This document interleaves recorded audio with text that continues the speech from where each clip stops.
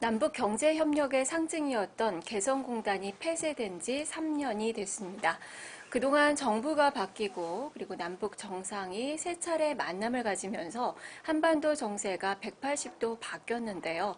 하지만 사실상 빈손으로 쫓겨난 개성공단 기업주들은 현재 개성 땅을 밟지 못하고 있습니다. 이제 북미 정상회담 소식이 전해졌습니다. 과연 개성공단에 햇빛이 들 수 있을지 살펴보도록 하겠습니다. 자, 오늘 신한용 개성공단 비상대책위원회 공동위원장 만나보겠습니다. 위원장님 안녕하세요. 반갑습니다. 네, 벌써 3년이 지났습니다. 그동안 좀 많이 힘든 시간을 보내셨을 것 같은데 개성공단 지금 기업들은 현재 어떤 상황인가요? 딱 3년이죠, 그죠? 네. 그 설날 연휴 마지막 날로 기억을 하고 있는데요. 참 설 그 단꿈에 신년 되면은 이렇게 새로운 계획을 세우고 네. 하지 않습니까? 그래서 올해는 개성공단에서 참 생산도 많이 하고 뭐 수출도 많이 하고 이익도 극대화 시켜야 되겠다는 그런 생각에 아주 단꿈을 꾸고 있을 때 청천벽력 같은 그런 이제 비보를 받고 뭐 1년 지나면은 가능하겠지. 정권이 바뀌면 또 가능할까? 2년, 3년, 딱 이렇게 3년이 되어 왔어요. 근데 다행히 작년 이렇게 뭡니까 4.27 판문점 선언 네. 이후에 한 1년여 동안 남북관계가 호전되어지는 상황에서 비록 롤러코스터는 이렇게 타는 심정이었지만은 희망과 또 절망 이걸 네. 갖다 이렇게 거듭해 왔어요. 네. 그리고 이제 신년을 지금 맞이한 그런 입장에서 무엇보다도 우리 입주기업들의 절치부심 그 3년의 그 시간이 올해는 좀 보상받을 수 있을 것이다. 네. 이런 기대를 가지고 새해를 맞이하고 있습니다. 어느 때보다 지금 희망적인 그런 요건들이 많이 갖춰지고 있는 그 상황인 것 같은데 무엇보다 지난해 문재인 대통령과 함께 평양을 또 방문하셨잖아요. 예, 그때 예. 좀 분위기는 좀 어땠습니까? 그때 분위기 참 좋았죠. 가을 청명한 날씨만큼이나 우리 개성공단에도 좀 이렇게 숨통이 트이겠구나라는 생각이 들었어요.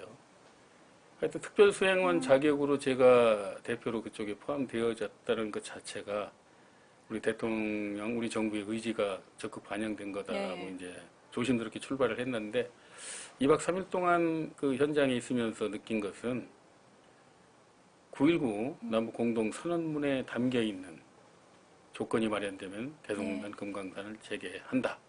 라는 이제 그 문구가 있었지 않습니까? 네.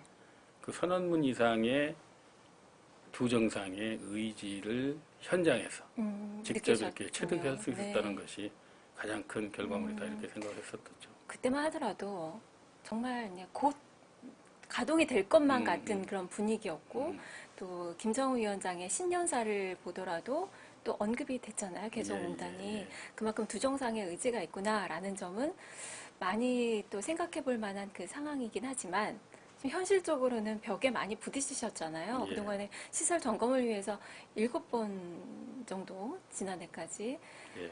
방북을 신청하셨는데 유보가 됐습니다. 이는 좀 어떻게 보시는지 또다시 신청하실 계획이 있으세요?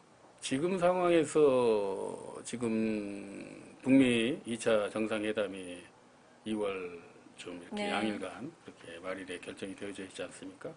그런 상황이기 때문에 시설물 점검을 위한 방북은 큰 의미가 없다고 봐져요. 네. 지금 이제 북미 정상이 국제사회를 이제 무대로 해가지고 개성공단 재개, 금강산 관광 재개 이걸 지금 이렇게 화두로 내놓고 있는 상황이기 때문에 우리가 7번 했던 그런 점검 방문은 큰 의미가 없다. 그래서 일단은 조용히 좀 지켜보려고 그렇게 생각하고 있습니다. 재추진은 일단은 북미 보류하는 거죠. 협상을 네. 보고 나서 네, 그렇습니다. 결정을 하겠다.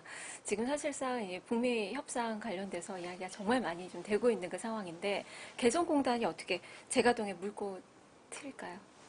틀 거라고 봐야 되지 않겠습니까? 우리 3년이라는 의미 자체는 네. 우리 문화적으로도 우리 국민들한테는 상당히 와닿는 게 있을 거라고 생각을 해요. 그래서 3년 정도 됐으면은 우리 입주기업 그리고 남북의 이런 어떤 경협 이런 것들이 국제사회에서도 좀 인정되지 않을까. 그리고 무엇보다도 비핵화를 하겠다라는 그런 의지를 지금 천명하고 있고 거기에 대한 상응 조치로서 네.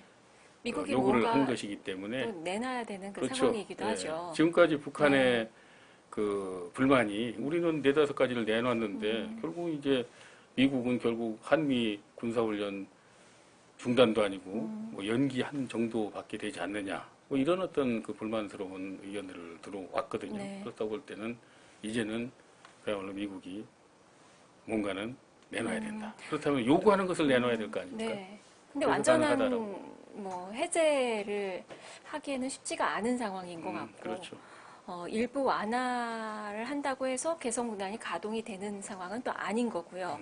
그렇다면 포괄적인 그 면제가 돼야 되는데 그거 가능하다고 보시나요? 가능하다고 보는 거예요. 그러니까 지난해 그 뭡니까 9.19 네. 남북 공동 선언에서 나와 있듯이 남북 철도 도로 연결 사업을 갖다가 네, 연내 착공하겠다는 거가 있었지 않습니까? 사실 착공식은 했죠. 했지만 이게 했지만 탄력을 이제 진전은 붙이지 되진 못하고, 않았죠. 네. 그러하듯이 신전사에 개성공단 금강산을 조건 없이 대가 없이 열겠다라고 이제 천명을 했기 때문에 네. 결국은 예외 조치로서 면제 조치로서 상응 조치로서 그것이 이제 풀릴 수 있는 그런 기대가 이제 우리한테 있는 거죠. 네, 그러기 위해서는 또 사실상 우리와 북한에서는 이 개성공단에 대한 중요성을 알지만 미국에서 볼 때 개성공단은 중요한 사안은 아닐 수가 잘 있잖아요. 모를 거예요. 네. 그 모를 거기 때문에 오히려 보따리를 좀 풀어줄 수도 있지 않을까 이런 기대도 하게 되는 것이고 국제사회에 뭐 직접적으로 뭐 호소를 하실 계획이라던가 뭐 그런 이런 게 있으시면? 의견들이 중간중간에 있었죠. 네. 유엔 그 총회가 열 때 이제 거기에 가서 이제 우리 입장도 전달할까도 어. 생각을 하기도 하고 했었지만 작년만 해도 그 희망과 절망이 그 좀 이렇게 교차하는 그런 네. 시기였었지 않습니까? 그래서 희망을 가지고 있는 터에 또 그런 일들을 해서 또 오히려 부스럼을 만들 필요가 있을까 이런 의견도 있었고 또 어떤 좀 이렇게 제스처를 좀 하려고 하면은 또 새로운 또 희망이 또 이렇게 생기게 되고 그래가지고 그 타이밍을 못 잡았는데요. 네. 올해는 하여튼 신년과 함께 새봄과 함께 네. 만들어지지 않을까 이런 기대를 해요. 일부에서는 뭐 베트남의 그 개성공단 그 기업주들이 가지 않을까라는 그 생각도 나오거든요. 그게 어제 전화 인터뷰 중에 뭐 환영한다. 이제 베트남이라도 달려가서 응원이라도 하고 싶다 이런 어떤 그게 그 표현이 좀 의견이 뭐 그렇게 과장된 전달된 것 거군요. 같은데요. 네. 뭐 하여튼 우리 입주 기업들의 생각은 그런 심정일 겁니다. 일단 희망을 갖고 이제 지켜보자라는 그 말씀이신 것 같아요. 이제 3년 동안 공장이 문을 닫은 그 상황이기 때문에 만약에 개성공단이 재개가 된다면 이게 또 가동이 또 원활하게 될 수 있을까라는 그 그게 생각도 걱정이에요. 네. 일단 그게 어떻게 보면 역차한 그런 생각이 들거든요. 뭐 저도 이제 공단 문 닫고 물론 중국의 공장이 현재도 있지만은 지방으로 이전을 했거든요. 근데 다시 열리게 되어지면은 공단에 가고 또 지방에 있는 공장을 유지하려면 이중으로 이중으로 또 어려운 비용이 그런 상황에 닥치거든요. 이쪽을 정리를 할 수는 없는 거잖아요. 그 어느 쪽도 양쪽을 정리할 수가 없는 거예요. 그렇지만 우리 기업들은 뭐 나름의 또 국내에서 할 일은 또 할 일이 있고 또 개성공단에서 할 일은 또 따로 있을 것이고 이걸 이제 적절히 이제 분업을 해가지고 이럴 때 이제 우리가 그야말로 기업가 정신이 필요한 겁니다. 뭐 10여 년 전에 아무도 가려고 하지 않았어요. 네. 하지 않던 것을 우리는 갖고 또 나름대로 또 희망도 일궈냈고 또 절망도 맛봤지 않습니까? 그렇다면 이제 새로운 희망을 만들기 위해서는 가야 된다. 여기 있지 않습니까? 우리는 개성공단에 가고 싶다. 네. 이 말로 대신하고 싶습니다. 네. 개성공단에 입주했던 그 기업인들 이야기를 들어보면 100% 다시 가고 싶다는 그 표현을 똑같이 하시더라고요. 100%는 아니다 하더라도 100%의 버금가게 그런 생각을 가지고 있을 것이고 개성공단의 그 필요성을 좀 정리를 해보자면 어떨까요? 그 필요성은 진짜 우리가 거기 가봤더니 대부분 중소기업들이 같지 않습니까? 네. 그 돈이 있더라 이거 돈이 보이더라 돈의 흐름을 이제 물이 흐르는 물고가 있어야 되지 네, 않습니까? 네. 그런 것들이 보이더라는 것이고 또 거기 가봤더니 여태까지 70여 년 이상 동안 이렇게 적대적으로 살아왔던 그런 남북 간에 네. 평화가 있더라라는 또 그런 느낌을 또 우리가 눈으로 확인했어요. 실제로 확인한 겁니다. 네, 네. 그리고 그러다 보니까 이게 우리 국가의 안보에도 큰 그런 보탬이 되더라라는 그런 생각이 들었어요. 그래서 개성공단은 경제공단일 뿐만 아니라 평화공단이고 안보공단이다. 그렇기 때문에 가야 된다. 돈도 벌어야 되고 우리 사명감도 10여 년 동안 하다 보니까 제고가 되더라. 이런 얘기죠. 무엇보다 뭐 경제적인 측면에서도 뭐 압도적인 우위라고 할 수 있겠죠. 부가가치 측면에서도 20~30%는 지금 좀 따져봐야 되는 어떤 부분도 없잖아 있긴 한데요.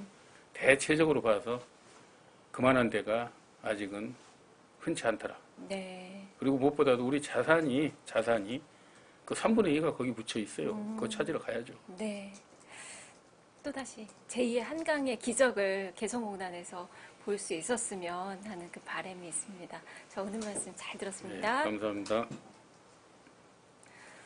2차 북미 정상회담 소식이 전해졌습니다. 그만큼 개성공단이 다시 한번 경제협력, 남북 간의 경제협력의 마중물이 되기를 기대를 해보도록 하겠습니다. 자, 오늘 톡합니다. 신한용 개성공단기업 비상대책위원장 만나봤습니다.